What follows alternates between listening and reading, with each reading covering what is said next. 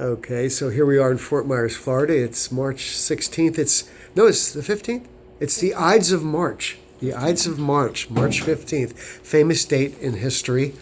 It's also an election day here in Florida. Should be interesting. And we have Dr. Maskin, who is a well-known cornea specialist from Tampa, Florida. I love to do doctors and other ophthalmologists. You're probably the fifth or sixth ophthalmologist I've ever done. But you have an interesting subspecialty. You limit yourself to dysfunctions of the tear film on the cornea, especially in the meibomian glands.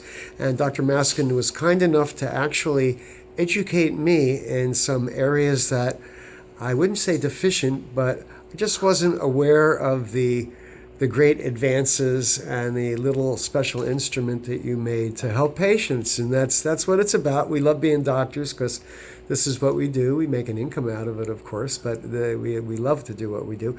And you had an interesting vitreous problem. It wasn't the most severe, but you had a posterior vitreous detachment with a Weiss ring type of remnant, we would call it. Is that correct? And that was interfering with your day-to-day activities? Yeah, I had floaters that affected my ability to focus on my work, and it wasn't good therapy was not offered to me, and I decided to look at other alternatives. I wasn't interested in a vitrectomy, so I decided to look at see what Dr. Geller could offer for me.